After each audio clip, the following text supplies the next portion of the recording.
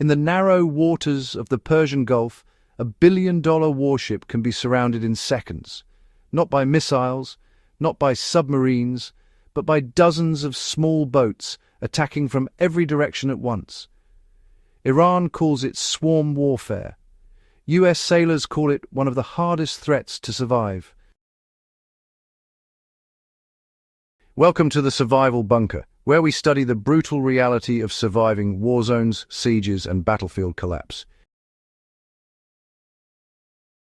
Today, we are not looking at conventional warfare. We are not talking about tank columns, aircraft carriers trading blows across open ocean, or long-range missile exchanges.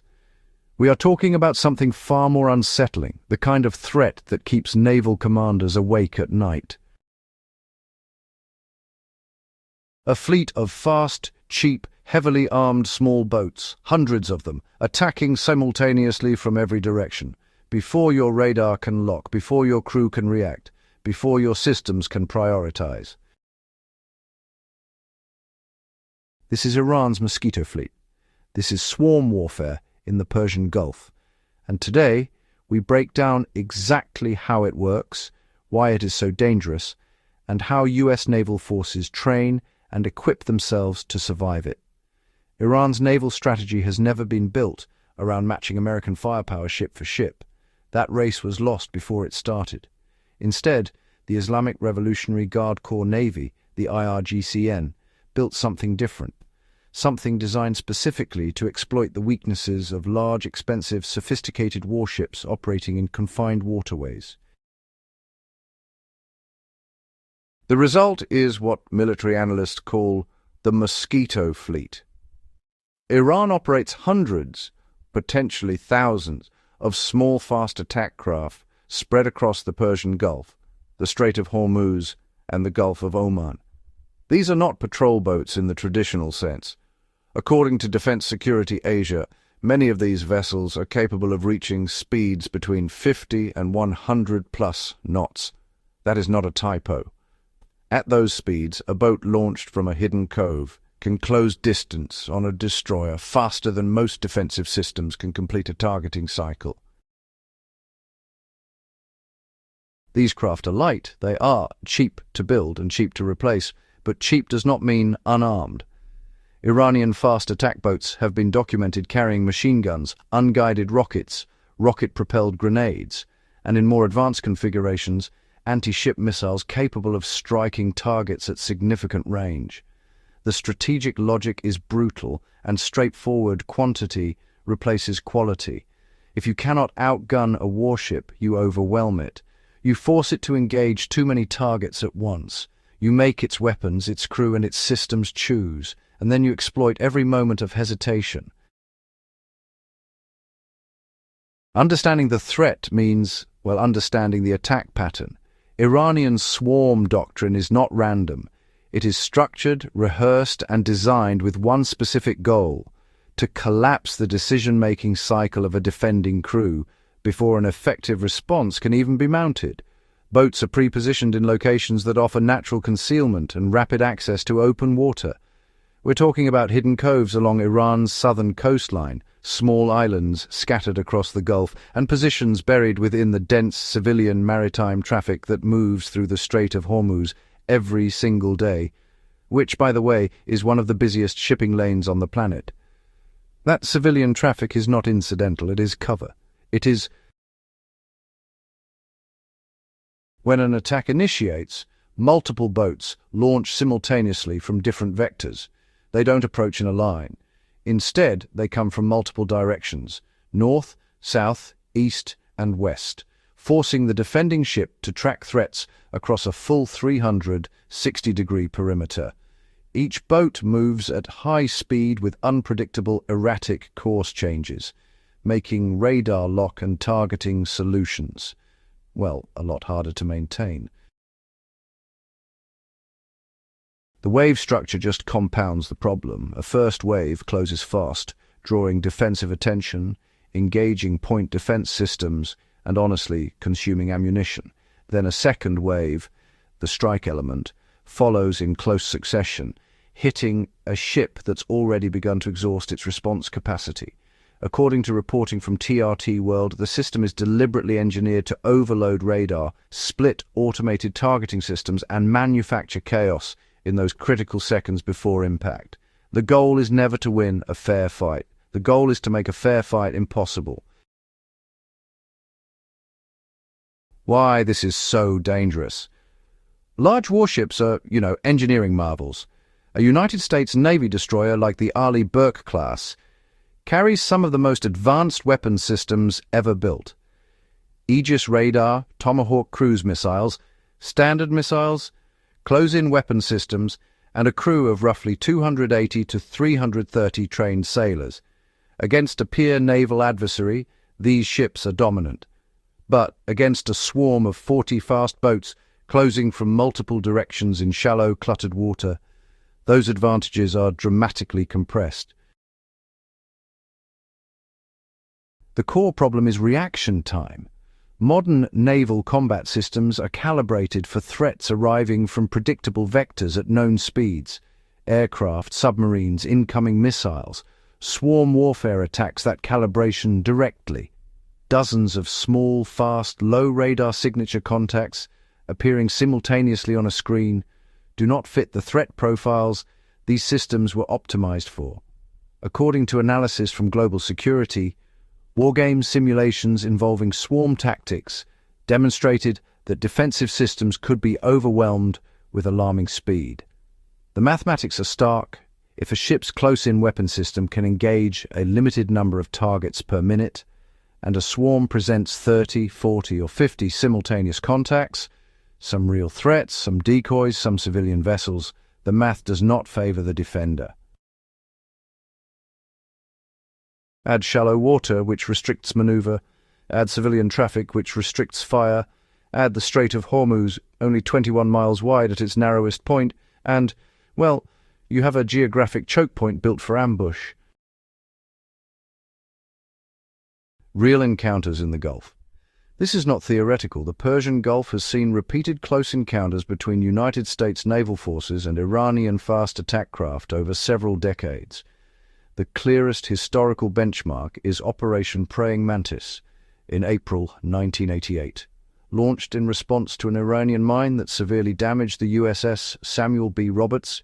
United States forces struck Iranian oil platforms and engaged IRGCN naval assets directly. During those engagements, Iranian small boats were encountered, engaged, and destroyed. The operation demonstrated both the real danger these vessels posed in confined waters and their vulnerability when defenders retained the initiative and situational awareness. More recent encounters have been less kinetic, but honestly, no less alarming. As reported by Foreign Policy, Iranian fast attack boats have repeatedly conducted aggressive close-approach maneuvers against United States destroyers and cruisers operating in the Gulf, approaching at high speed, ignoring radio warnings and maneuvering in ways that forced defensive responses. In several documented cases, United States vessels fired warning shots. In others, armed crew members were stationed topside as a visible deterrent. Each encounter follows the same pattern: proximity, speed, and unpredictability used as instruments of pressure, probing the edges of American defensive doctrine.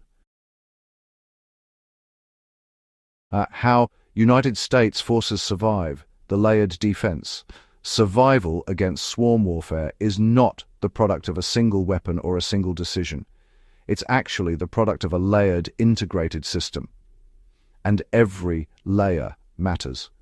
Layer 1, layered weapons defense. The first layer is standoff. Long-range radar tracks contacts at distance. Surface-to-air and surface-to-surface missiles can engage threats before they reach close range.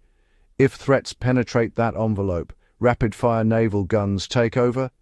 If threats penetrate further still, close-in weapon systems, like the Phalanx CIWS, capable of firing thousands of rounds per minute, provide the final barrier. Each layer buys time for the next. Layer 2. Air assets. Helicopters embarked aboard destroyers and cruisers serve as force multipliers.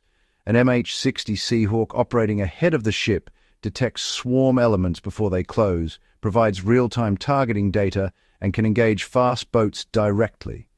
Unmanned aerial vehicles increasingly supplement this role, providing persistent overhead surveillance without risking aircrew. Early detection is not a luxury. It is the margin between survival and catastrophe. Layer 3. Close-range weapons.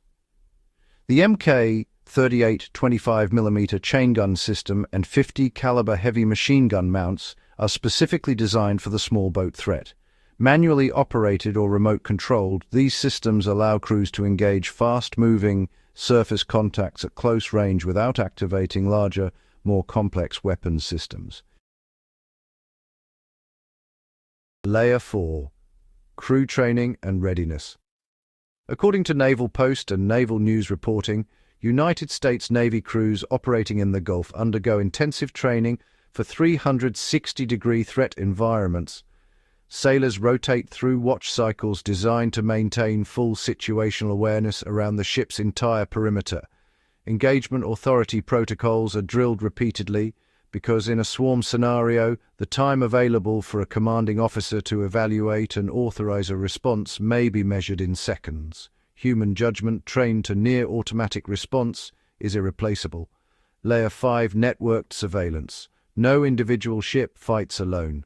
United States naval operations in the Gulf integrate satellite imagery, airborne radar, naval intelligence, and multi-ship data networks into a common operating picture.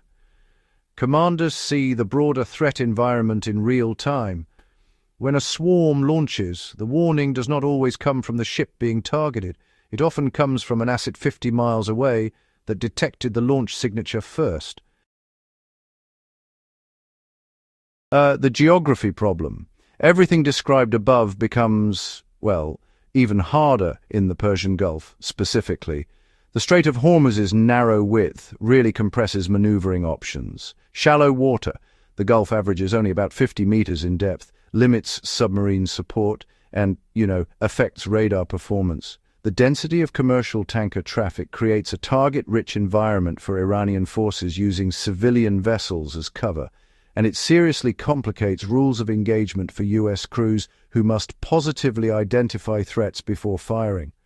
As noted by the national interest, the geography here effectively neutralizes some of the U.S. Navy's most significant technological advantages. Deep water tactics simply do not translate directly to confined water combat. The Gulf is Iran's home water. Iranian crews have trained in it for decades, and that familiarity is itself a strategic asset. The evolving threat. Iran has not stood still. The Mosquito fleet of the 1980s and 90s has evolved into a multi-domain swarm concept. Modern IRGCN doctrine now integrates fast attack boats with shore-based anti-ship missile batteries, armed unmanned aerial vehicles, and underwater mines, all designed to operate in coordination. A swarm of boats today does not arrive alone. It may arrive simultaneously with drone strikes targeting radar and communication systems, mine-laying operations designed to restrict maneuver, and missile salvos aimed at creating gaps in defensive coverage that the boats then exploit. Each element stresses the defender's response capacity. Together, they are designed to produce cascading failure. Defending against that integrated threat requires integration in return, and that integration is honestly an ongoing, evolving challenge for U.S. naval planners operating in the Gulf today. The real lesson. Modern warfare is not always won by the side with the largest weapons or the highest defense budget. The Persian Gulf swarm warfare doctrine is a case study in asymmetric strategy, using cheap, fast, expendable assets to threaten expensive, sophisticated, irreplaceable ones. The lesson for survival, whether you are a naval commander, a military planner, or just a student of conflict, is this: survival is not guaranteed by capability alone.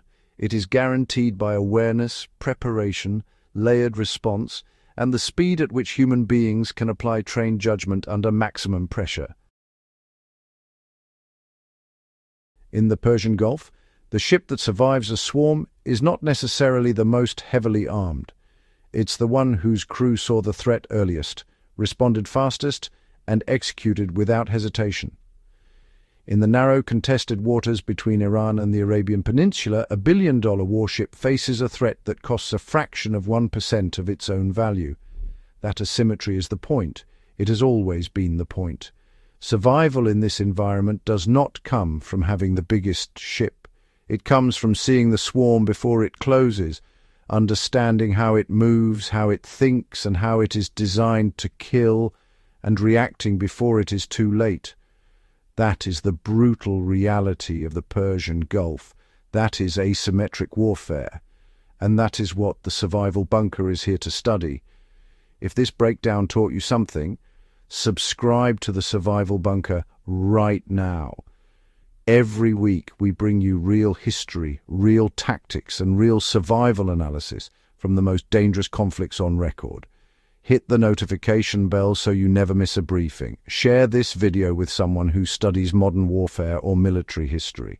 The more people understand these threats, the better prepared we all are. This is the survival bunker. Stay sharp, stay ready.